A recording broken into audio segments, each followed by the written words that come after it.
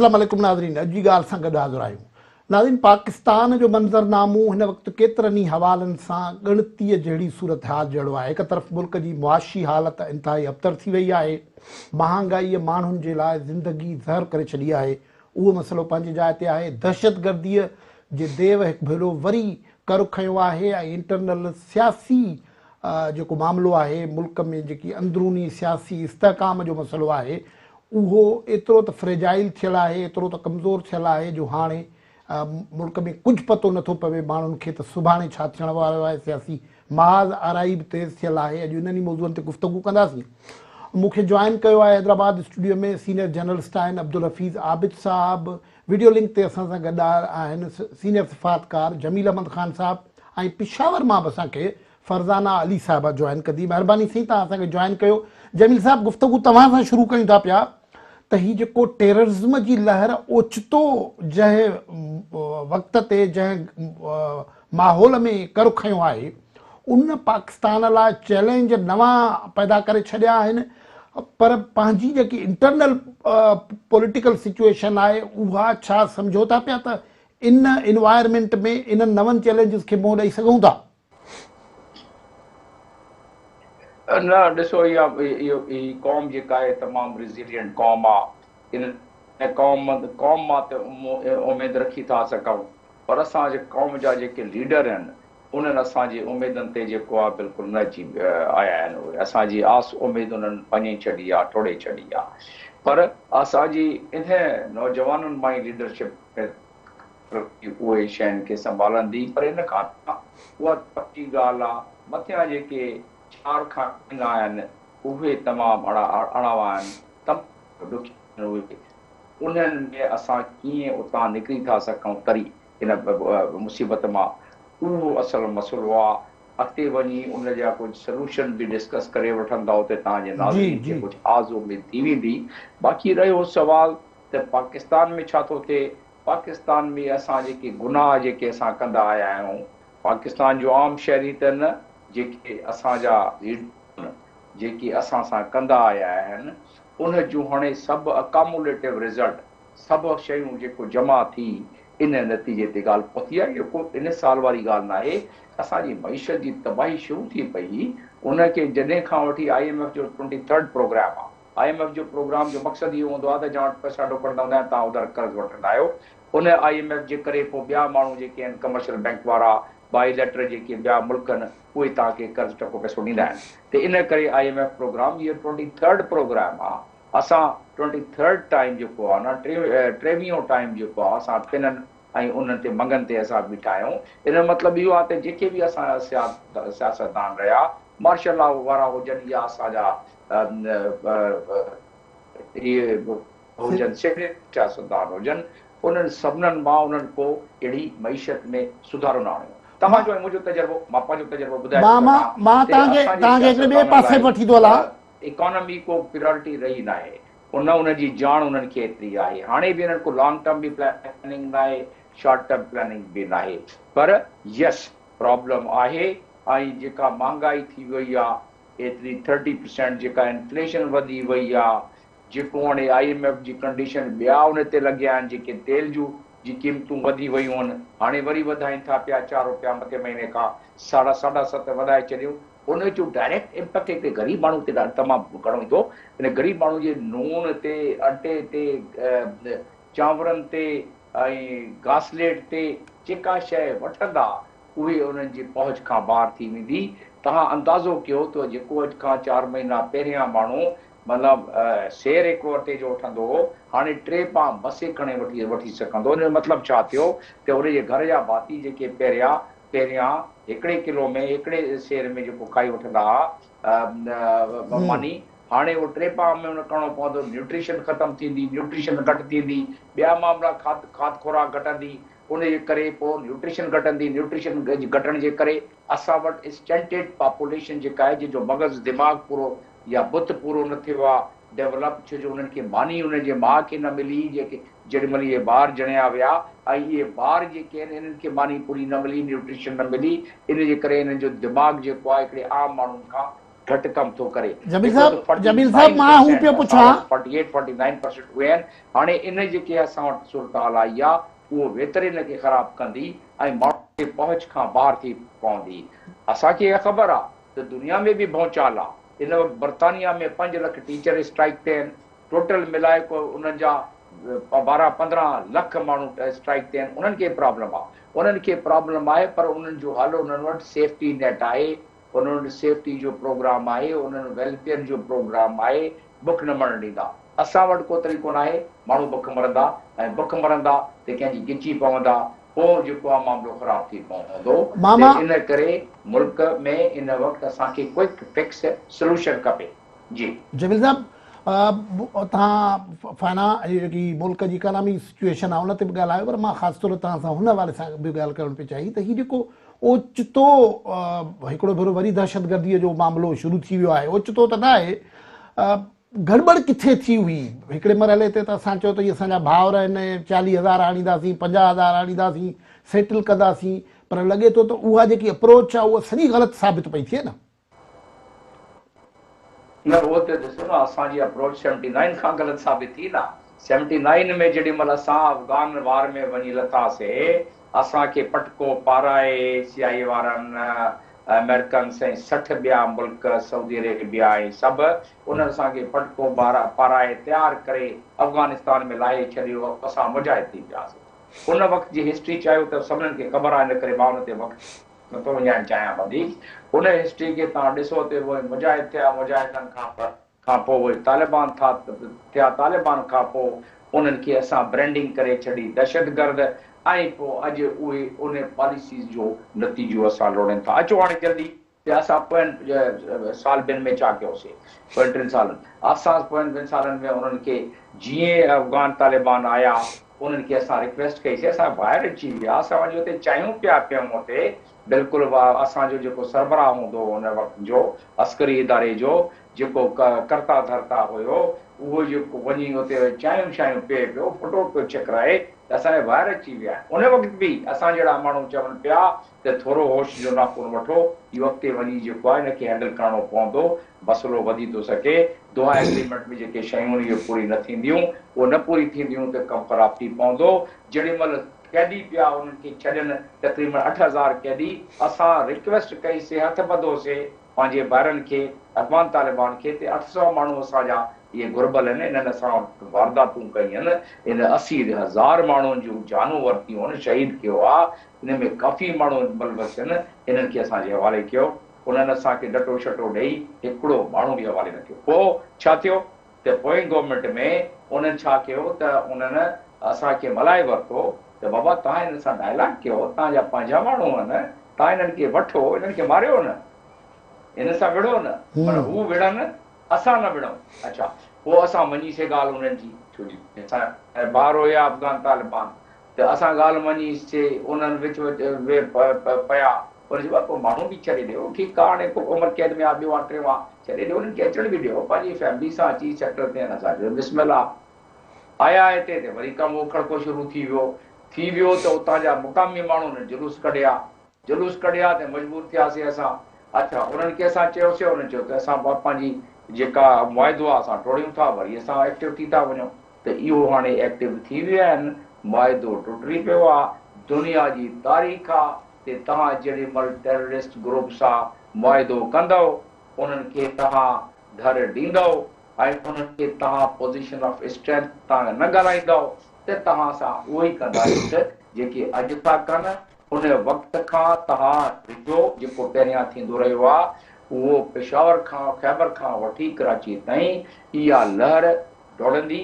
शुकुर आहे त पोइ कमेटी में, नेशनल डिफेंस कमेटी में इहो फ़ैसिलो थियो आहे त असां वरी इन्हनि खे हथु विझूं था पिया। माना ॿियो ज़रबुल अज़ब ऐं जेको हाणे ॿुधोसीं त ज़रबुल ग़ज़ब जेको आहे उहो करण वारा आहिनि।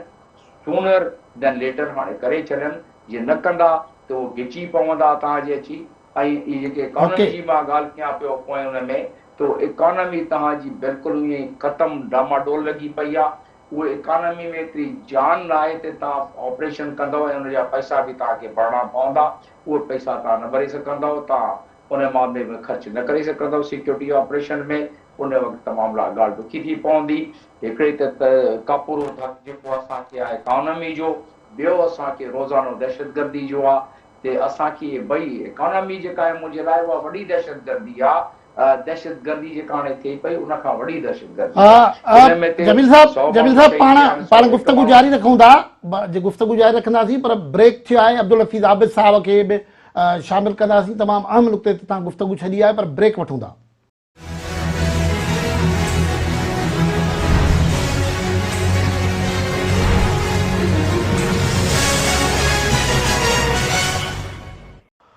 वेलकम बैक नाज़रीन। अॼु जी ॻाल्हि में वक़फ़े खां अॻु एम्बेसडर जमील अहमद ख़ान साहब असांखे इकॉनमी ऐं ख़ासि तौर ते जेको टेररिज़म जो पस मंज़र आहे उन हवाले सां ॿुधाए रहिया। अब सर, इकॉनमी ऐं टेररिज़म जे पस मंज़र में जमील साहब गुफ़्तगू पे कई, पर ख़ुदि असांजो इंटरनल पॉलिटिकल सीन बि अहिड़ो आहे जेको उन क़िस्म जो रिस्पॉन्स न पियो थो ॾिए। लॻे ईअं पियो त नंढनि नंढनि मसइलनि में मुंझी पिया आहियूं असां।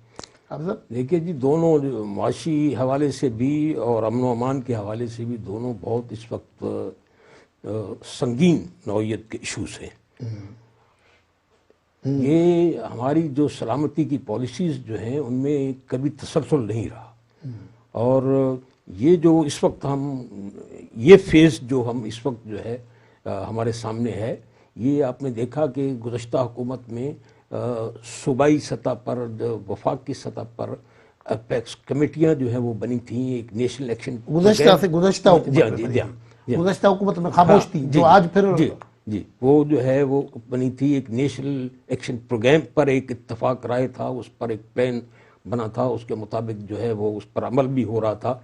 लेकिन ये 3-4 साल जो है इसमें बहुत हद तक खामोशी रही, और इस दौरान में ज़ाहिर है कि जो APS वाला सामने हुआ था उन दिनों में थोड़ी सरगर्मी हुई थी, फिर बाद में जो है ये खामोशी इख्तियार की। फिर ये है कि आपने कौमी सतह पर बैठकर कोई पॉलिसी नए सिरे से बनाई नहीं। अगर जो है इनसे तालिबान से मुज़ाकरात करने थे तो भी कोई ये कौमी पॉलिसी नहीं थी। आपने एक फैक्शन जो है उसने अपने तौर पर जो है फैसले किए, उसमें इस्टेब्लिशमेंट के लोग भी थे, हुकूमत के लोग भी थे, लेकिन ये कौमी पॉलिसी नहीं थी। इसका नतीजा जो है आज अब पूरी कौम भुगत रही है, और डेफिनेट जो है हींअर वरी ईअं थो लॻे त मिसल जेकी हुकूमत आहे उन जो ध्यानु पंहिंजा नंढनि माइन्यूट क़िस्म हिकिड़ा केस ख़तमु थियनि पिया, पॉलिटिकल विक्टमाइज़ेशन जी दांह थिए पई, को ॿध का छोड़, इन क़िस्म जो ही जेको वॾो मंज़र आहे उन ते त ध्यानु कोन पियो। बात ये है कि इस वक्त ये कहना पड़ेगा कि इमरान खान साहब जो हैं वो किसी तौर पर भी हुकूमत से कौमी पॉलिसीज़ पर भी जो है वो ताउन करने के लिए तैयार नहीं है। उनका जो बुनियादी इशू जो है वो सियासत है, इंतखाबात करा दें, और चूँकि मेरी इस वक्त जो है बहुत पॉपुलर हूँ इसलिए मैं दोबारा इंतखाब में जो है कामयाब होकर इक़्तिदार में आऊँगा, और फिर अपनी पॉलिसीज़ जो है वो मैं बनाऊँगा। पर ॾिसो हींअर बि ॾिसो प्रियॉरिटी छा आहे, सॼो असां ॾिसूं था मीडिया ते त सॼो ॾींहुं इहो बहस हेठि आहे त शेख रशीद ते केस दाख़िल थी वियो, कराची पुलिस में बि थी वियो, हाणे कराची पुलिस पहुची वई, फवाद चौधरी बि उथिजी वियो, फवाद चौधरी आज़ादु थी वियो। ही नैरेटिव ही कुछ भी पियो ठहे। इसमें आप दोनों हुकूमत को भी और अपोजिशन दोनों को जो है ब्लेम कर सकते हैं, इसलिए कि दोनों इस पर संजीदा नहीं है कि दोनों बहुत बड़े बड़े इशू जो हैं, मईशत है, अमन अमान है, इस पर जो है कौमी पॉलिसी जो तश्कील दी जा सके। मेरा ख्याल है कि अगर हुकूमत संजीदगी से अगर कोई इमरान खान को जो है वो ब्रीफ करे, उसकी तरफ अपना रुझान करे, उसको जो है तो कोई ना कोई रास्ता निकल सकता है कि उनको जो है मिलाकर इस सारी सूरत हाल पर जो है नए सिरे से कोई पॉलिसी साजी की जाए। जमील अहमद खान साहब तव्हां असांखे ॿुधो था? जी जी बिल्कुल clear loud and Abdul Hafeez Abid साहब असां पिए की मिसलन चैलेंज त इन क़िस्म जा आहिनि, डिघे अरसे ताईं ख़ामोश रहण खां पोइ अॼु वरी एपेक्स कमेटी जो इजलास थियो आहे, ऐं वरी कंहिं जीअं तव्हां ॿुधायो पियो त कंहिं नया ऑपरेशन जी तयारी बि थिए पई।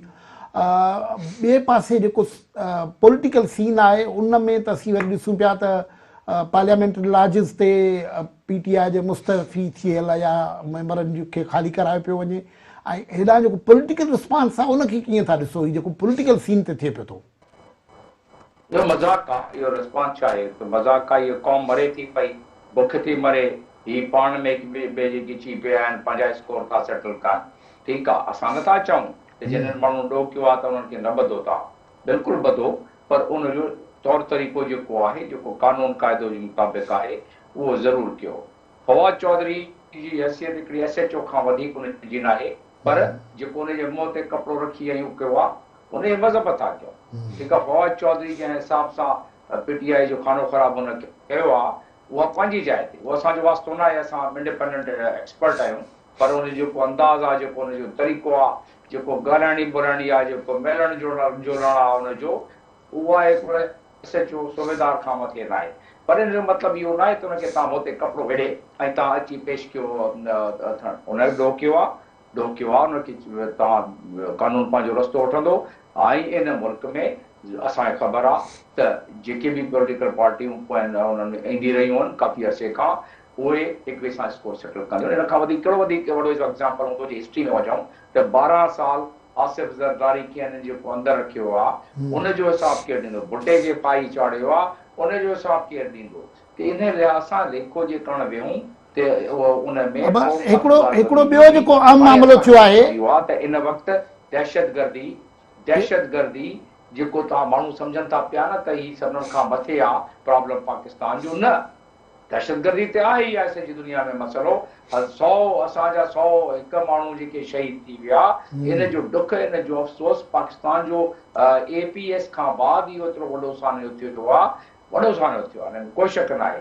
पर असांखे इहो अंदाज़ो आहे त हीअ इकानमी जेका सूरत हाल आहे, हिन में केतिरा हज़ार माण्हू जेके आहिनि मथे महीने में इन्हनि मथे 5-6 महीननि में इन्हनि कुझु हिसाब किताब सही न कयो त केतिरा हज़ार माण्हू मरी वेंदा। ऐं हिनखे बि हिते रखूं था पिया, उहो त अलाह करे उहा नौबत न अचे, पर अलाह ओसी ताईं मदद कंदो जेसी ताईं असां पंहिंजी मदद कंदासीं।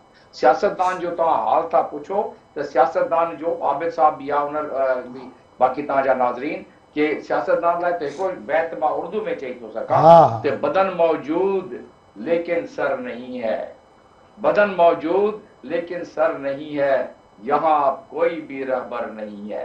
इमरान खान खां पुछो, वो विहण लाइ तयार न आहे, न उन एपेक्स कमेटी में विहण लाइ तयार आहे, न मिसाक मईशत में तयार आहे। इन्हनि खां पुछो त ही जेके आहिनि पंहिंजा स्कोर सेटल में, इन्हनि खां पुछो त बाबा तव्हां वटि को शॉर्ट टर्म प्लान आहे, माण्हू बुख था मरनि, छा कंदव हिन में? दहशतगर्दी खे संभालंदव उहो संभालो, पर माण्हुनि खे बि ॾिसो, उहो मुंहिंजे लिहाज़ सां दहशतगर्दी इन वक़्तु जेका आहे उहा इकोनॉमी दहशतगर्दी आहे।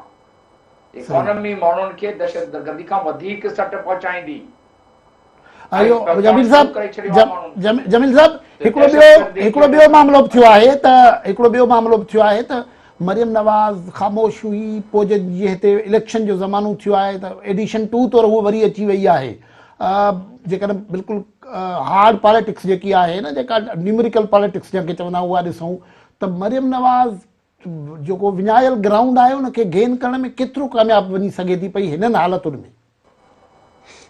साईं हैफ़ आहे असां ते, असां महिमान अदाकार घुराईंदा आहियूं, 4-4 महीना अरेस्ट करे मुल्क ऐं क़ौम जी मुसीबत में पई आहे। मरियम साहिबा जेका आहे उहा 4 महीना अरेस्ट करे हाणे वरी लथी आहे, ठीकु आहे, वरी पोइ पहिरियां बि ईअं थियो हो त ही रहनि था पिया ॿाहिरि, अची था पॉलिटिक्स हिते कनि।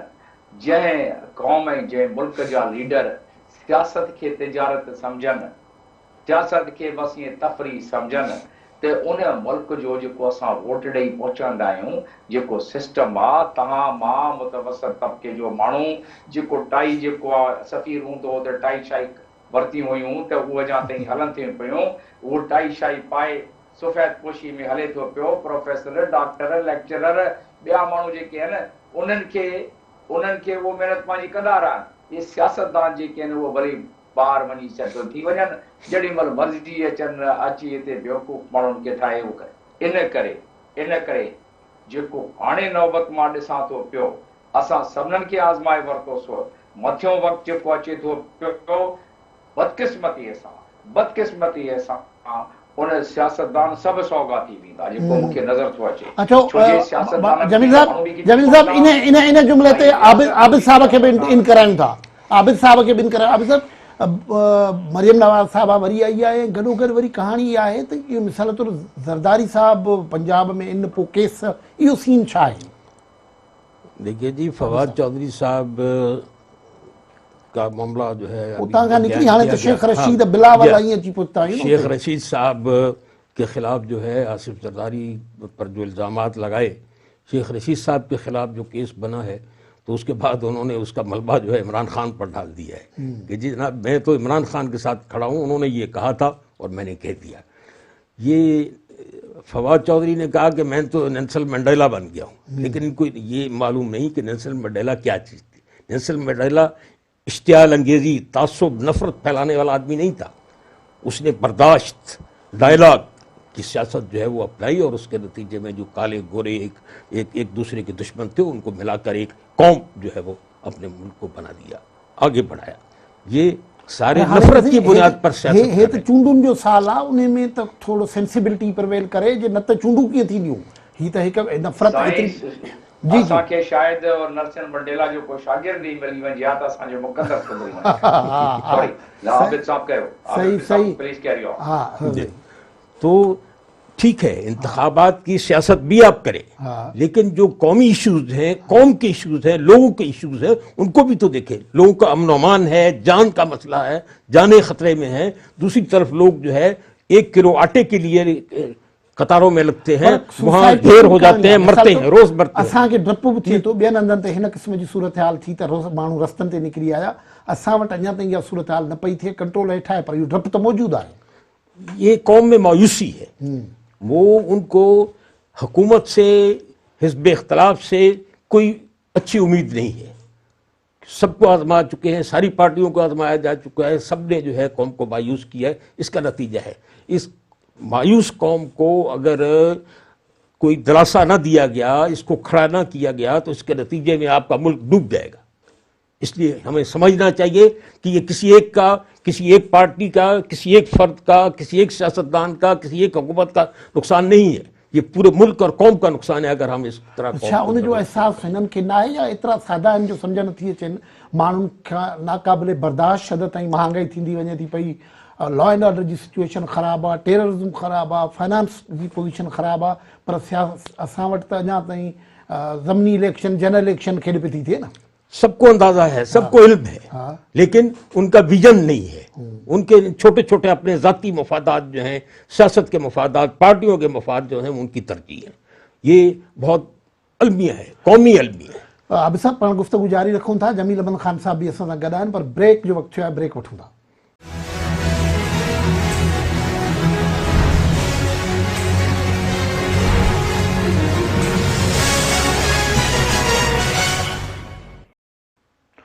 ویلکم بیک ناظرین، اسی گفتگو کر رہے ہوں پاکستان کے پولیٹیکل سین کے حوالے سے۔ جمیل امن خان صاحب اساں ویڈیو لنک تے آن ان طرف ہلوں تھا۔ جمیل صاحب جو صورتحال یہ ہے تو چونڈن کے لائے عمران خان پوئیں بھیرے جڏहिं ضمنی چونڈوں تھیوں تو ایک کھاں گھڻن سیٹن تے پاण بیٹھو، پر ہانے ضمنی چونڈن جی جیکي اڄ خبر آئی ہے تو ہو چونڈن میں پاण نہ پیو بیہے، جیکي مستعفی ٿيل MNAs MPs हुया उन्हनि खे हुन चयो आहे MNAs हुया त तव्हां चूंडुनि में हिसो वठो।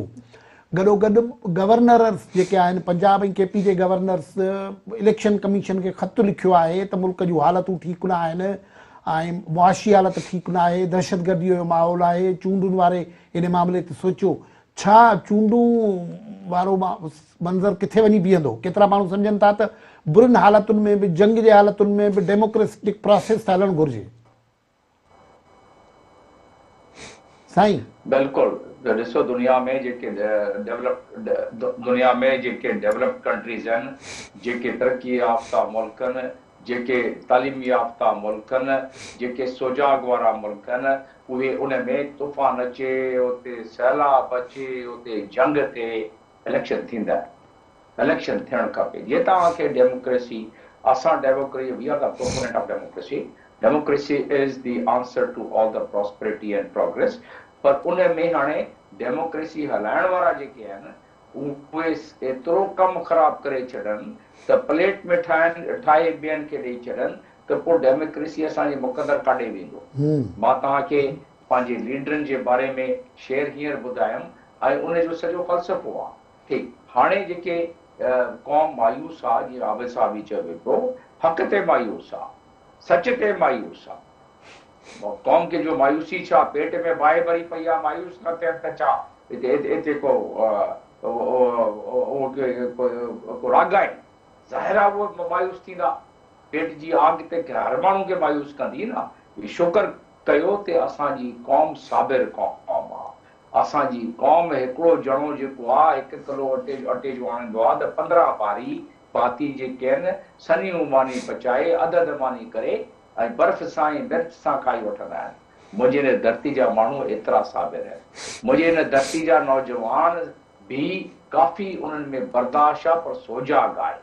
असां इहे अफ़सोदगी जी जेकी हाणे मामलात हलनि था पिया, असांजे नौजवाननि खे बि ख़बर आहे त 30 सैकड़ो इन्फ्लेशन थी वियो आहे। जेको अटो किलो ईंदो हो हाणे 3 पा नथो अची सघे। सेर जेको अटे जो वठंदा 3 पा।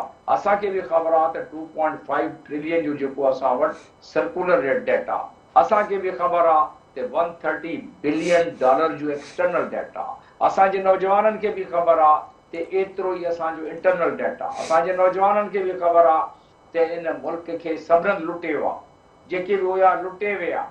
ठीकु, हाणे असांजा नौजवान छा कनि था? मां उन्हनि लाइ फ़क़ति हिकिड़ो पैगाम मोकिलींदुसि त हिन मुल्क में ख़ुदावंद ताला हर का शइ ॾिनी आहे। लीडरशिप ईंदी, तव्हां मां बि निकिरंदी। इन वक़्तु हिकिड़ो मिडिल क्लास माण्हू विसारे छॾे त को MLA थींदो, को हिकिड़ो दुको जेको आहे नमूने तौर ते उहो ॾेई छॾंदा आहिनि टिकट। न त 10 करोड़ 8 खां 10 करोड़ ख़र्च करे तव्हां मसे इलेक्शन था विड़ी सघो, उहो त टिकट न मिलंदो। छो जे हिते फिक्स कॉन्स्टिट्यूंसी आहे। हिते उहे जेके अफ्लुएंट माण्हू आहिनि, जेके ज़ोराइता माण्हू आहिनि, उहे टिकट वठंदा। उहे तव्हां खां क़ुर खणाईंदा, तव्हां खां कसम खणाईंदा, तव्हां खां शनाख़्ती कार्ड वठंदा, तव्हां खां वाइदो वठंदा, तव्हां खां अंजाम वठाईंदा, वोट तव्हां खां वठंदा। जे ज़रूरत पई त 4 पैसा बि ॾेई छॾंदा, वोट वठंदा। त इन निज़ाम में ते तव्हां विसारे छॾियो। पर पंहिंजे देश जे, पंहिंजे हिन मुल्क जे, पंहिंजे धरती जे नौजवाननि लाइ मां बैत हिकिड़ो लिखियो हो कि मेरे देश के जवानों, हिम्मत न हारना और कुदरत का इम्तिहान है, हिम्मत न हारना और नई नस्ल के चिरागो उम्मीद रखो बाकी, ये मुल्क है तुम्हारा, हिम्मत न हारना। इन मुल्क में हर का शय आहे और खुशहाल तुम रहोगे, सरशार तुम रहोगे, दुश्वार इस घड़ी में, हिम्मत न हारना। ये महंगाई आ सही हिम्मत हाणे माण्हू अब ॻाल्हि सही जमील साहब हिम्मत केरु न हारे। जमील साहब हिम्मत केरु न हारे। हाणे ॻाल्हि इहा आहे त सॼो भार आहे उन नौजवान ते, ग़रीब ते, ऐं इहा ज़िम्मेवारी पाण बि उन ते था रखूं त तूं हिम्मत न हारजांइ। मसलो जिन जो पैदा कयल आहे, जिन जे वस में आहे, उहे त ज़िम्मेवारीअ खां ॼणो आजा लॻा वेठा आहिनि। ॾिसो, उन में उन्हनि जे गिची ते बि हथु ईंदो। उहे ते टिकट, जिन्हनि खे टिकट मिलंदो, जहाज़ ते वेही हलिया वेंदा। असांखे त मुल्क हलाइणो आहे न, असांजे नौजवाननि खे त मुल्क हलाइणो आहे, रहणो आहे हिते।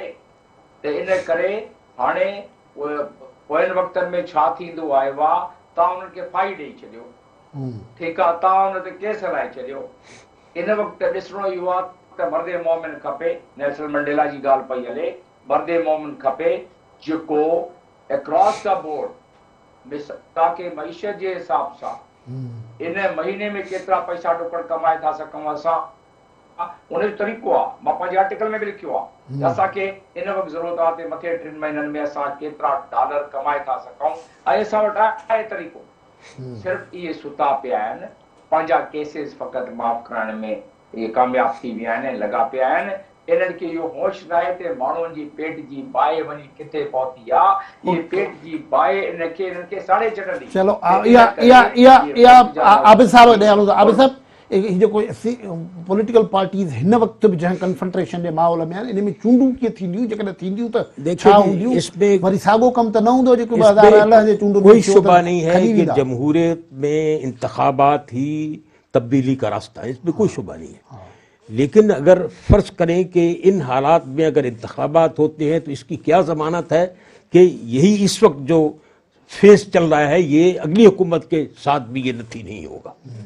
ये तय है कि अगर आप आज हाणे त ॾिसो न, विच में ॿिया एक्टर अची विया आहिनि। पाण अरिड़हं जे चूंडुनि में ॾिठो त कीअं हुन गीलानीअ खे खणी विया। इलेक्शन हिकिड़नि जे लाइ कंपेन हलाइण मुश्किल कई वई, ॿियनि खे कंपेन आहे त ही त उहो माहौल वरी इन्वायरमेंट अब जो है ज्यादा मुश्किल होगा। अब शायद ज्यादा एक्टिव होंगे वो अनासिर जो कि सियासी جن پر جو ہے ایک لیبل لگ رہا ہے مختلف حوالوں سے کہ جناب یہ جو لہر اس وقت آئی ہے اس کا سیاسی پس منظر ہے، تو یقیناً آپ یہ کہہ سکتے ہیں کافی مشکل مرحلے جو مشکل ہیں۔ اس کے باوجود انتخابات ہی راستہ ہیں کہ آپ جو ہے نئے لوگوں کو لائیں جو ہن طریقے سے مثلا پالیٹکس کے پویاں لیکن آپ کو دو بنیادی ایشوز جو ہیں اس پر اتفاق رائے سے ان کو حل کرنا ہوگا، وہ معیشت کا ایشو اور امن و امان کا جو ہے دہشت گردی کا ایشو۔ اس کو اگر آپ ایڈریس نہیں کریں گے ایک قوم کی حیثیت سے، اسٹیبلشمنٹ، عدلیہ، بیوروکریسی، سیاستدان جب تک یہ سب ایک پیج پر جو اس کو ایڈریس نہیں کریں گے تب تک جو ہے کوئی نتائج آپ انتخابات سے حاصل نہیں کر سکتے۔ مہربانی سائیں عبدالحفیظ عابد صاحب، مہربانی سائیں جمیل احمد خان صاحب، تاں گفتگو میں شریک تھیو آئیں۔ اج جی جے پاکستان جو سیاسی سین ہے، فائنینشل سین ہے، پو جو ٹیررزم کے حوالے سے سین ہے، ان میں چیلنجز پیدا تھین تا پیا، انہن کے حوالے سے تا پانچو چھنڈ چھاڑ پیش کئی، چھید پیش کیو، تجزیو پیش کیو، گفتگو ہم موکلائیوں تھا۔ اللہ بھائی۔